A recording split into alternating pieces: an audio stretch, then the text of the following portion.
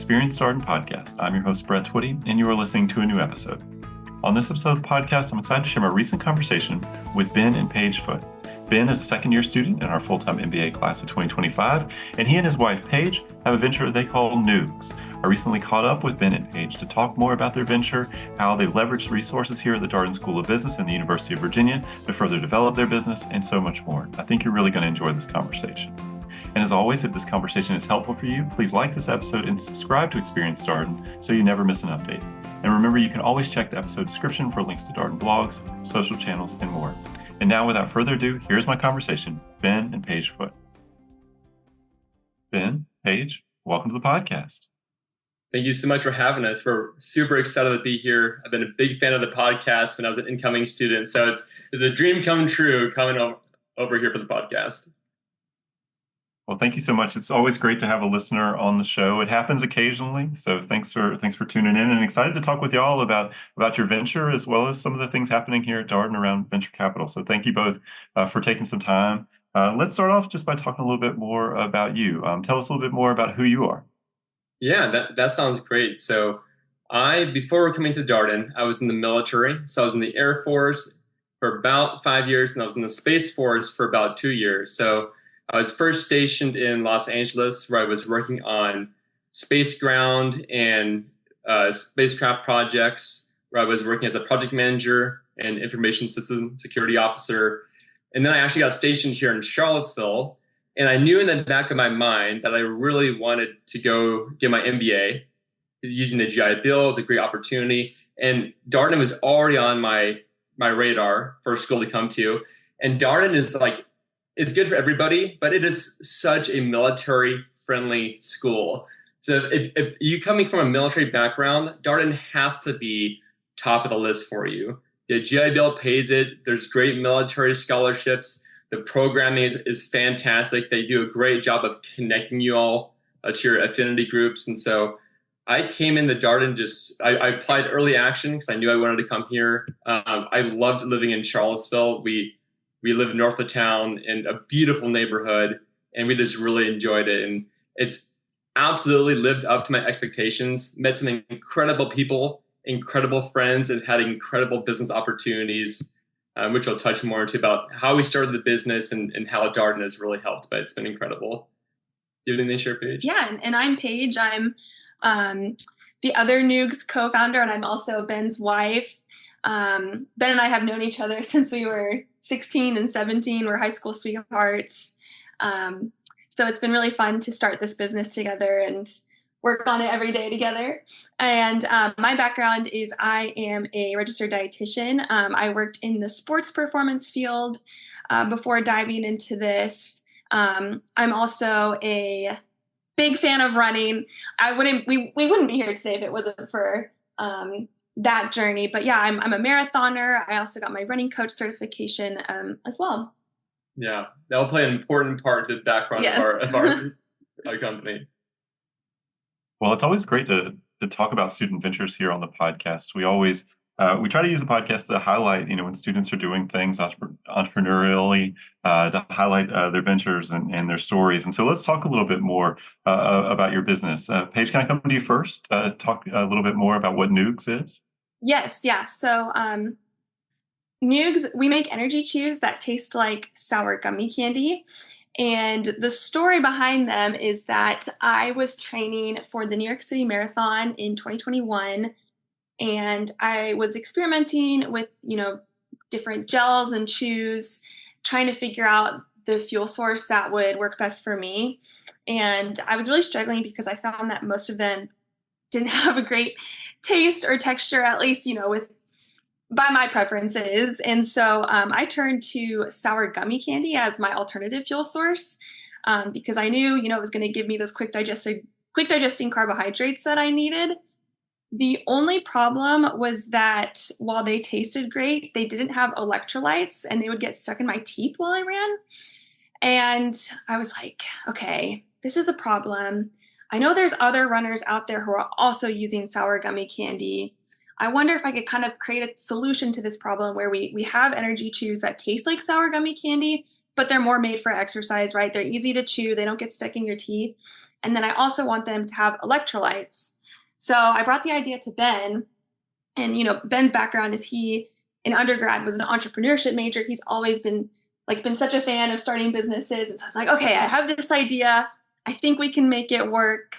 And he's like, yeah, I love it. Let's do it. So we reached out to a food science program through Oregon State University. And we pitched them our idea and started working on the formulation with them. And yeah, the rest is kind of history. Ben, did you want to add anything else to that? Yeah, and we launched the product going into my first year at Darden. So we had done a big food show at the fancy food show, and then we had gone right into class like Darden before Darden, and things picked up very quickly. But we started selling in September of 2023. So really going to the first full month of Darden. And we just approached like local running stores like Rugged Mountain Running here in Charlottesville. We approached Blue Ridge Cyclery here in Charlottesville. And the local stores in the community are so supportive of student ventures. And they know we're UVA students, we know we're Darden students, and they were so excited to bring us in. They put us on our shelf. And we're taking pictures of our product on their shelf, and they're telling all their customers about us. And they let us give their store employees like samples to get feedback. And so it was just a really, really supportive community. And then we ended up finding a manufacturer here locally that can make small batches of our product to do some test runs. And we're able to start selling online, and we started selling on Amazon. Paige had posted a video that had done very well on social media, and that kind of skyrocketed our sales. So we ended up constantly selling out, stocking out, and then we ended up pivoting to a much larger manufacturer that led us into the summer incubator program, which I can touch on as well. And then it's been a ton of growth since then. We ended up raising venture capital money as well through a Darden connection. But I have to give it to the Batten Institute and to the support of the EVC Club here at Darden. They put so much time and effort and resources against the student founders. And if you are a student founder and you're looking for a place to find that strong community that will support you and network you, I personally don't think there's any place better to be than Darden.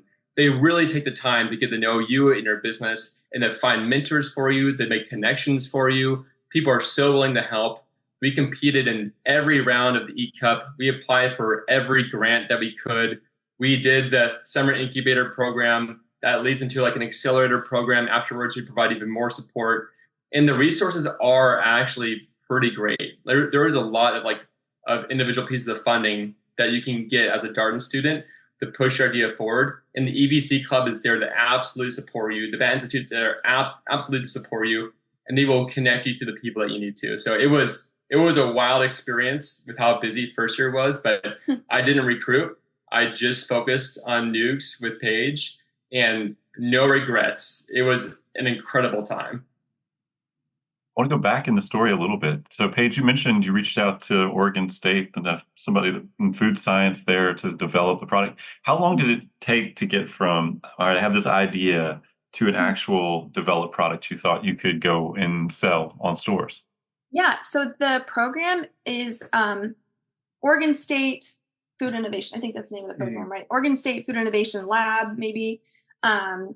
But yeah, we thought of them because Ben and I are originally from Oregon. And so when we realized that, creating chews in our kitchen was going to be way harder than we thought, we're like, okay, we need to work with some real food scientists who, are experts in this field.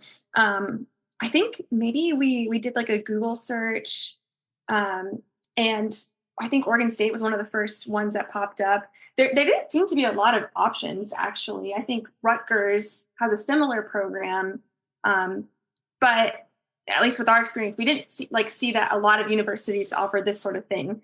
So it was just kind of serendipitous that it happened to be through Oregon State, which we kind of have this tie to growing up near there. But what was awesome about that program was that it was fully remote for us. We met with them via Zoom, and then, we would tell them what we were looking for, and they would mail us samples to try. We'd give them feedback and just kind of repeated that cycle. And to answer your question for how long it took, I think we reached out to them fall of 2021, and then we finalized everything spring of 2023. So about a year and a half Going back and forth. About a year and a half of getting samples, giving them to our endurance friends and community to get their feedback. And so we just iterated on this sample delivery, just took what they said. We tried ourselves, of course. We took them on the run. We'd give them to friends who were doing triathlons, et cetera. We'd take that feedback and we'd give it back to the food science team for them to iterate on that feedback and make the product better.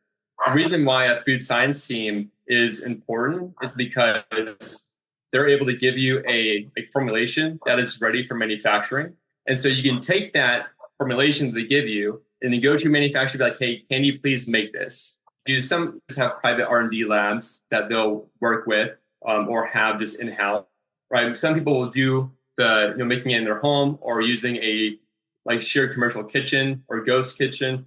And those are great ways to go about it. But we knew we wanted to try to scale. We wanted this to be a product that would go on shelves. So we wanted to have the food safe, FDA approved manufacturing site to be able to make this stuff and just make sure that it'd be safe for consumers and be shelf stable. And so for us, it worked out really well going that path. I also have to jump in really quick here. I don't know if you could hear our dog barking. She's also an important element to this story because when we were trying to figure out what we wanted to name our business, we knew that we wanted it to be a name that was fun because that's what our branding is all about. And so one of the ideas that came to mind was our dog's nickname, which is Noogs. We're like, that's a fun sounding name, but we also like that it kind of makes us even more of a family business, right? We love our dog. Her real name is Daisy. Her nickname is Noog. And that came about because if you see a picture of her, she looks like a chicken nugget. And so we were calling her Chicken Nugget, and then that turned into Nug, and then eventually to Noog. And so that's where her nickname and now our business name, that's how that all came to be. How did you know that the product was ready? Like you mentioned, this is a 1.5-year process. You got all this feedback from different folks. How did you know that we finally have the product that we want?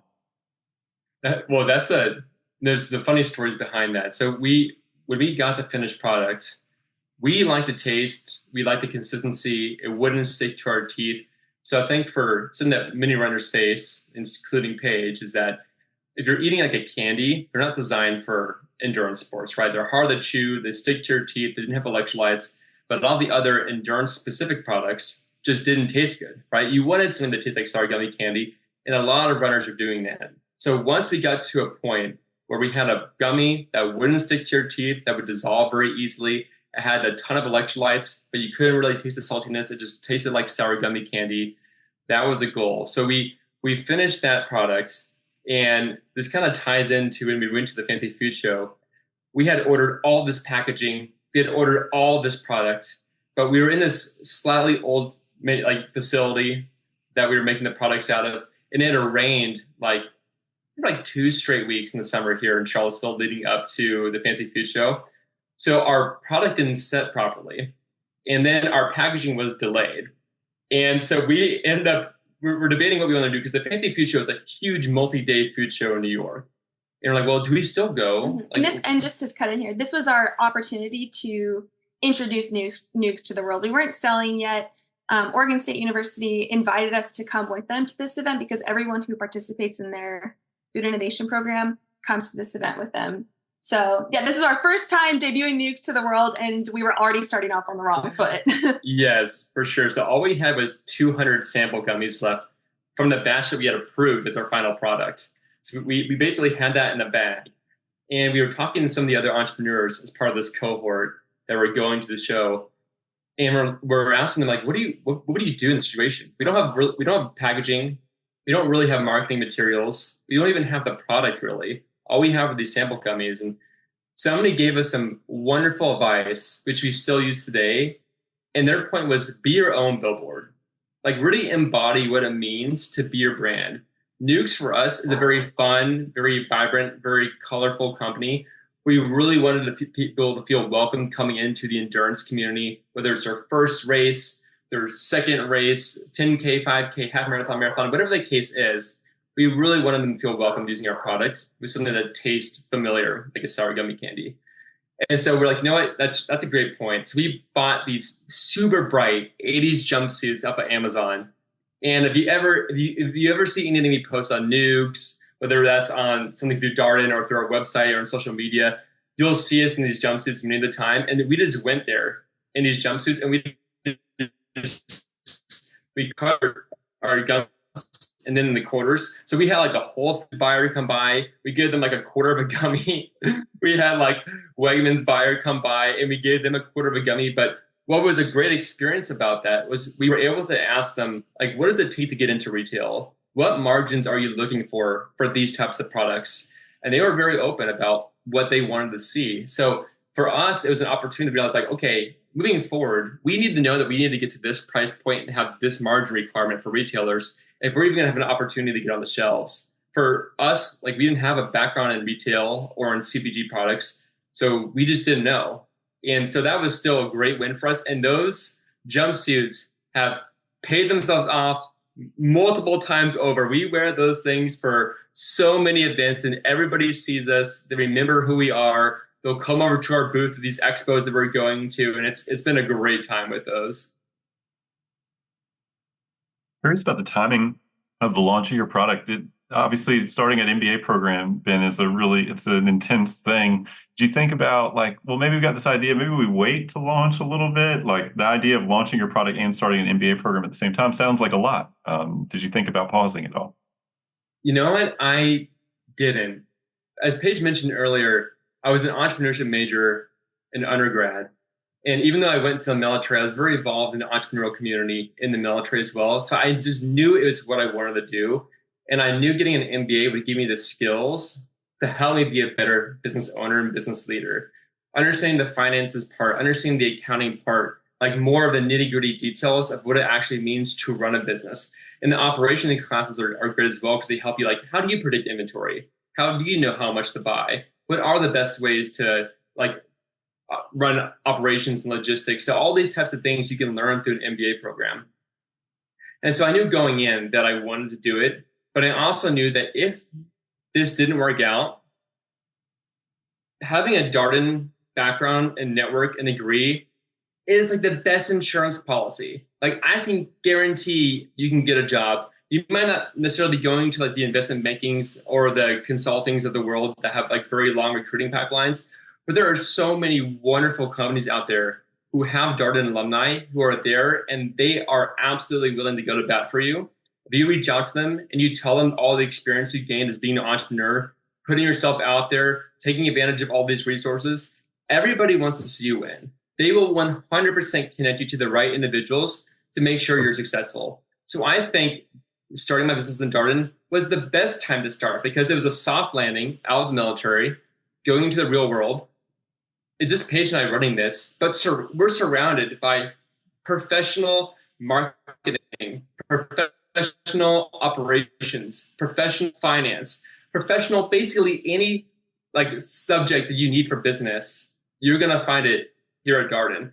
And these professors at Darden, they get paid a lot of money to go do consulting projects for other companies, and they're brilliant. And also the students here are also brilliant. They come from all walks of life, all different types of industries, and you have access to all of that. It's just like you don't need to go out and hire that help or necessarily go find it. You're learning it, you're experiencing it, and you're around it the whole time. So I thought it was a wonderful place to start a business. So you mentioned that you participated in all three phases of the E-Cup, the Entrepreneurship Cup at UVA. Interesting to hear that because, when I've talked to folks who participate in the E-Cup, maybe they're a little earlier in their entrepreneurship journey. Maybe they don't totally have a product yet, or they're trying to figure out if there's actually a product there. What was it like? How was the E-Cup helpful to you? What was it like to go through those competitive stages? Yeah, extremely helpful. Being able to talk about your business, being able to give a pitch is so extremely important. You never know where you're going to have the opportunity to give a pitch. And I can give many examples, and I think we'll probably get to those, of opportunities where we gave the pitch and it worked out really well.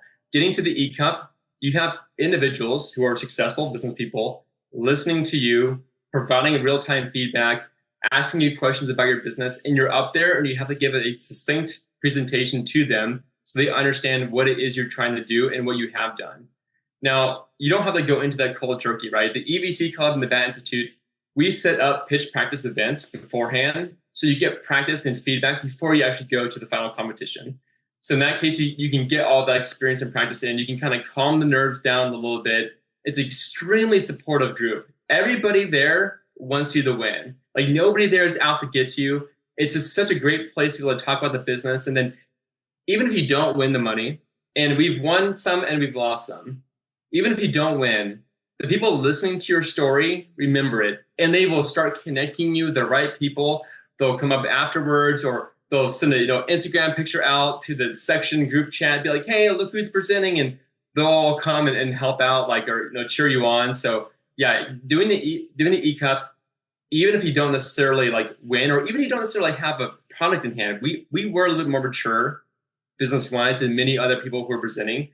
But that's totally okay, because the feedback that you receive, the critical thinking that you do by putting that pitch together is so valuable to doing starting your company or pushing it forward. And people are going to hear and they're like, okay, well, have you thought about this? Or have you met this person? Or I think that's a great idea. Like maybe we can team up together. Those things do happen, and it's a great platform to be able to make those types of connections. Paige, how do you feel like your pitch has evolved over time? Obviously, you've had some opportunities to practice it, to participate in competitions. How has it changed? One example for how we use pitches is going to expos. If you think about it, you have people come up to your booth. They're like, "What is this?" That's a really quick opportunity for you to give your pitch. And so that is definitely where we get a lot of practice. And Ben and I have been going to so many expos, especially since last fall, that, being at these long days where you're talking to people for like 8+ hours, I will try to go to sleep and like my brain is it's like spinning. And all I'm doing while I'm trying to fall asleep is just going through my pitch over and over and over again, like because I just said it so many times during that day. So for me, and I'm sure Ben would agree, I feel like it's like breathing at this point. And what was great about like e-cup was just that, I think, was like the ultimate motivation for us to even develop our pitch, because I think that was one of the first opportunities we had to stand in front of a group of people and talk about what Noogs is, right? Yeah. You really get to understand what is most valuable to people, to individuals, to your customers that they want to hear. And as you're practicing this pitch for the e-cup, it really helps refine that. And then when we go to these expos, we've gone to Dallas Marathon, Richmond Marathon, Disney World Marathon, Disney Princess Marathon, Shamrock Marathon. We've gone to all these marathon expos, and we're meeting with literally tens of thousands of people across these expos, and we're giving this pitch to that many people. We're giving out samples, and we're making sales in real time. And you start to understand what is most valuable to the person that's listening to you. In what setting do they want to hear certain information? Do they want to know about the branding, about the name? Do they want to know about the functional benefits of their energy chew? What makes our energy chew better? It's woman founded. Like these types of things are very valuable if you can like clearly articulate what it is that you're selling to that individual. And you just really get that practice. And it's the best thing for you, just exposing yourself. Because when we first did those pitches, when we first went to those expos, we did not have it down. We were not perfect, and we're still not perfect. But you clumsily make your way through it. You're trying to figure out how to talk to people. You're getting embarrassed because you're approaching people, asking them to go on a sample, and you're literally selling them on the spot. But the more you do it, it's never fully comfortable. You always still get a little embarrassed. But the more you do it, the more comfortable you get. And you start to understand that, hey, these consumers are looking for this type of product. Here's how I can explain to them why our product meets their needs and why it's the best product for them. And so it's been a great experience. And with Darden, classes end on Thursdays. So many times we'll drive out or fly out. We'll spend a weekend at an expo and we'll come back for class. And it's worked out really well with our schedule. And so we do these types of events all the time, whether it's an expo or we go to a store, we cold sell at the store, or we give out samples at the store. And it's been great for our schedule, I will say. So cold sell at a store, you just walk into the store and say, "Hey, would you be interested in having our product here?" Is that how that works? Yes. That's how Rocky Mountain, our first store that ever took us in. Yeah, Rocky Mountain, the recycler, were the first stores we cold sell. But when we drive to an expo, like Disney World for expo, or we go up to even like the Shamrock, we'll pick it up our store away. We'll try to message them on Instagram or something to see if they'll respond.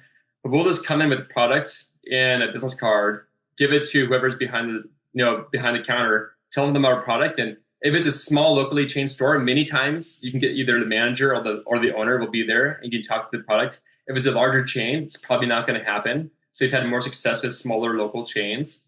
But it's also a great way to get that practice, because that is the most terrifying thing, right? Walking in and trying to sell somebody who's actively trying to sell their products to other customers, and we're respectful of that, right? We're not trying to, if they're talking with the customer, we're not going to butt in. So we'll wait for things to calm down, and if we see an opening, we'll go talk to them about our product and get them samples. And we find that giving samples of the product is one of the most valuable things we can do, because if they can try the product, many times they'll end up purchasing it. And so just getting them the opportunity to try the product and giving them that story and letting them know who we are as founders on a personal level has been valuable. But yeah, it is still a scary prospect to do. Yeah, I can believe that walking into somebody's store and saying, "Hey, you got a minute? I'd like to talk to you about this product," is a little nerve-wracking. So I also want to talk about, we talked about the Entrepreneurship Cup, but you also participated in an internal venture capital investment competition back in January. Do I have that right? Yeah, so they were looking for entrepreneurs to come out there and present the company to the teams who were participating in this venture capital competition. And so what a really cool thing about Darden, I talk about more about the entrepreneurship side, but the venture capital side is alive and well. And there's so many speaker events that happen throughout the year, and so many different events where they bring in VCs to come talk. You can network and understand like how to get in the VC. But this competition is a fantastic opportunity to do that and participate, because you get a team, you review these businesses, and you put like actual like proposals together for an investment. So you'll put together your like investment memo, and then you'll present it to not only the company, you'll present it to all the VCs in the room, because it's not just like you're talking to other students and faculty members. Darden will bring in actual venture capitalists to listen to the pitches, to listen to the VCs. When I say VCs, I mean the students doing the VC competition, so the VC teams. And they will give them constructive feedback on how to ask the right questions, what to look for, like why are you offering this type of deal instead of this other type of deal? So how do you structure your financing rounds? And that was a really cool opportunity. And as an entrepreneur, getting the pitch and see the teams and talk to them, and they're asking me questions, I always felt really good at the end when they're like, we would want to pitch, or we would want to invest in nukes. And they give you the investment memo, and it's on the screen, they're talking about it. So I had a great time doing it. So I wasn't necessarily part of the VC teams who were competing. And this competition is not just local to Darden, right? This is a national competition. So they're getting practice and training. The best teams then get sent out for the national competition, and they compete in front of like big brand name venture capital firms who are looking at this, using it as a pipeline for recruiting. So really great opportunity to do this, because if you're trying to get in the VC, you absolutely need to hustle. You need to be practicing. You need to be getting this experience. You really need to be getting the network. The networking game is extremely important. And for Paige and I, we had the opportunity, actually, this is going off a little bit of a different story, but related to VC, is that we had been accepted for a grant through the Bat Institute for our business. During that grant call, we were talking about our company, and somebody from the executive MBA program was listening in and then DM'd me. Like, hey, I love your business. I have a friend who's also part of the Darden executive MBA program who's going to go lead this corporate venture capital arm, and they're looking to invest in the type of industry and companies that you're in. Would you want an introduction? And we're like, absolutely, we would love an introduction. So they introduced us to this Darden executive MBA student who's now leading, because it's not just full-time MBA or part-time MBA, it's also the executive MBA program, who have a ton of experience. We're working for incredibly cool companies that sometimes you don't really think about as a full-time MBA, but your community is not just the full-time program, it's all the Darden students and the alumni. And so we were able to talk with them about what we're trying to do for our business, like what's our vision for the future, why did we start it, what makes us unique, and our progress so far. He liked the presentation, he liked what we were doing with the company, and so he's like, hey, well, why don't I introduce you to our investing team? So you met with the investing team. After multiple pitch rounds, we finally got to a point where we entered the due diligence, and they ended up investing in us later on in the year. So we actually got the experience of going through and pitching venture capital. And we hadn't been thinking about that. It was just all through a Darden connection. because you applied for a grant and somebody heard that, you'd never know who you're going to meet during these opportunities. And that's why I advise like any entrepreneur I meet with, so just plug yourself out there. If you don't have a fully baked out, doing these types of activities just puts you in the right place at the right time to meet the right people. And the right people, they're at Darden. They're connected with Darden. Like you can meet any type of person in the intimate industry by doing these events. So definitely recommend people to doing that, because if we hadn't done that, just that one grant, we never would have had the opportunity. Paige, I want to talk a little bit more about the summer incubator program and how that was helpful to Noogs. So it's a program that's run through the Batten Institute. What led y'all to say, hey, the summer incubator program is something we want to participate in, and how was it helpful as you continue to grow the business?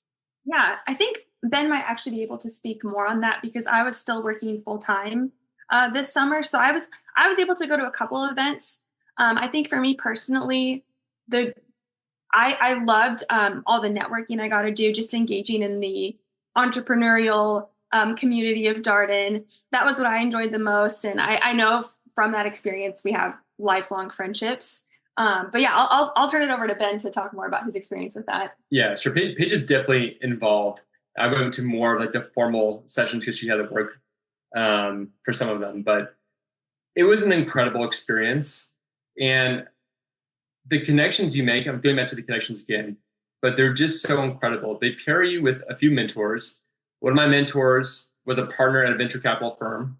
And so she was able to give me really good practical advice on how do I negotiate with our VC? How do I ask for certain things? How do I present my company to them so they'll want to invest? And then I was partnered with another individual who ran a packaging manufacturing company, which was so wonderful because we were in the midst of like redesigning our packaging and changing it over. And he gave us this great feedback on what it is we need to do and look out for and what retailers are looking for. And so I think the mentorship was just so key to our success. And we still talk with them. I keep them updated with our stakeholder updates and quarterly reports. And they still play a really big part in our success now. And the cohort of individuals that you get to meet and work alongside, you're all encouraging each other. You're all cheering each other on. You're all networking with each other. And I still talk with the entrepreneurs in my cohort about what it is we're doing, what it is we need help with, to try to push each other forward. And Darden does a great job because it's not just the Batten Institute does a great job because it's not just for Darden students, right? You have people from the undergrad schools at UVA that come in, or even have alumni that come back to the incubator program.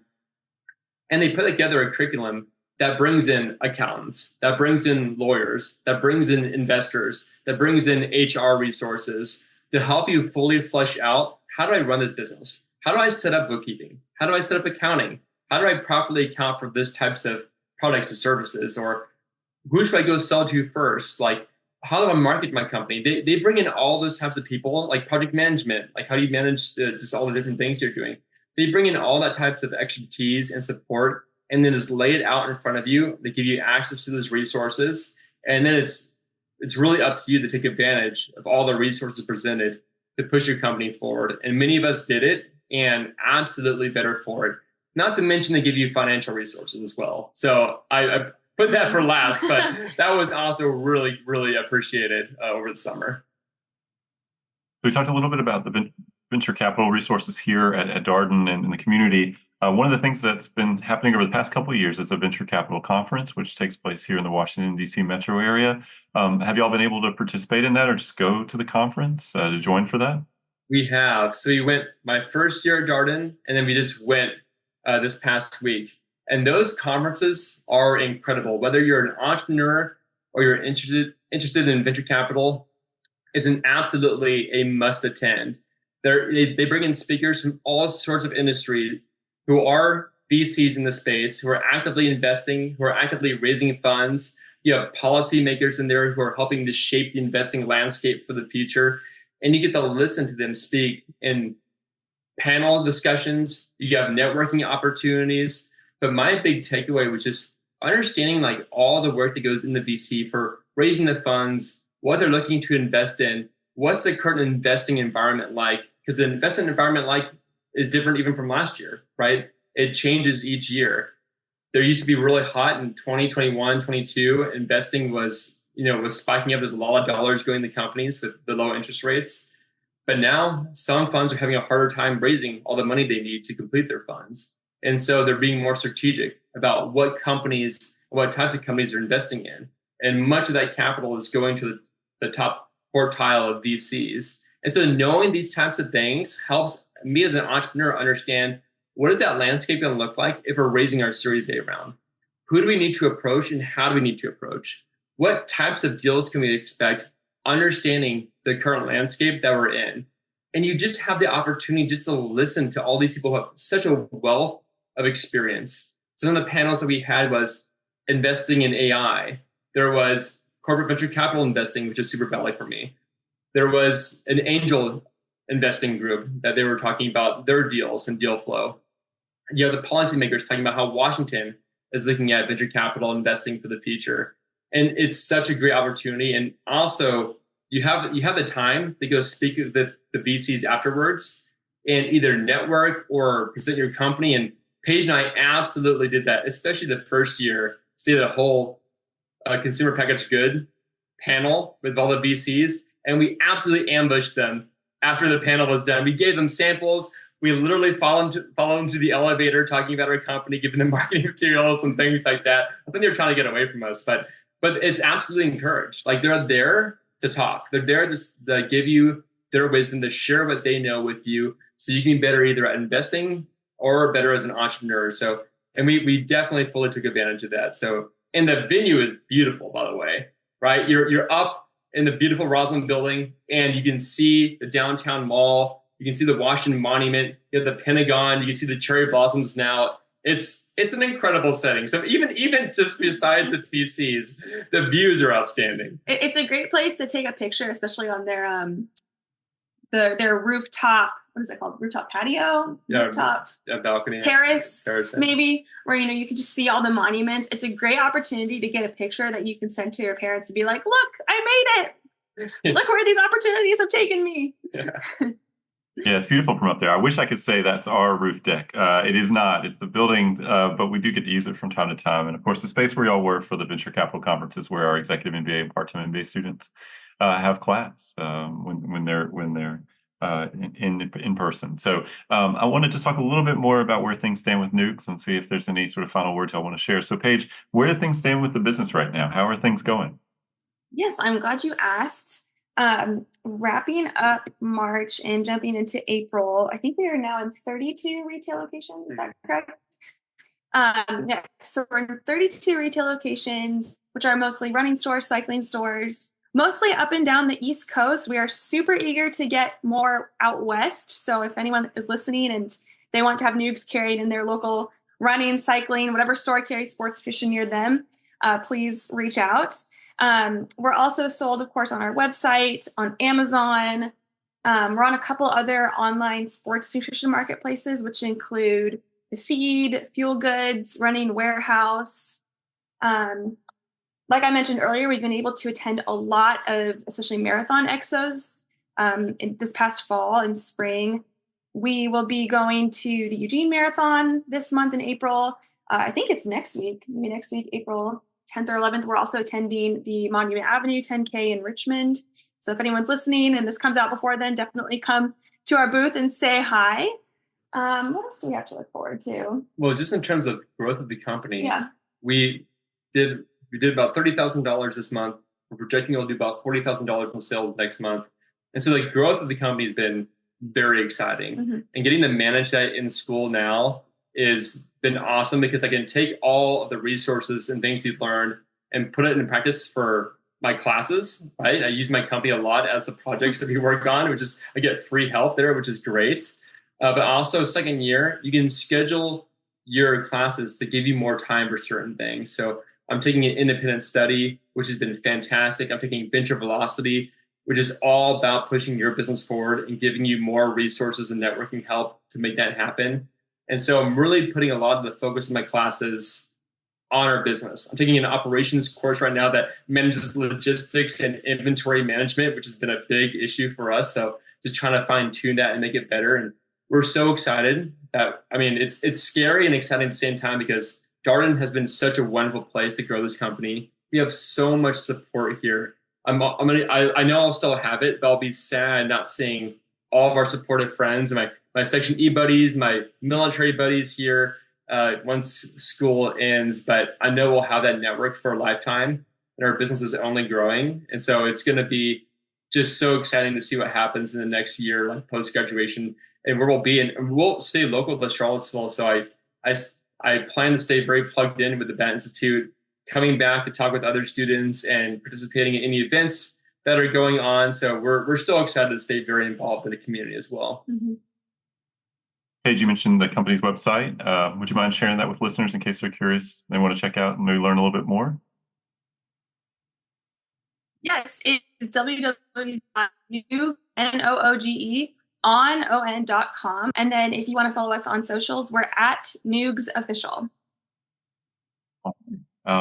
Well, Ben, I'll come to you for the last question here. Any advice? Obviously, you shared a lot of insights about the entrepreneurial resources here at Darden, at the University of Virginia. Any advice, though, for prospective students who are listening to this podcast as they think about their own MBA journeys? Yeah, the MBA is such a wonderful opportunity to take a risk, to try something that maybe you'd be afraid to try elsewhere. You're doing this environment where everybody wants you to succeed.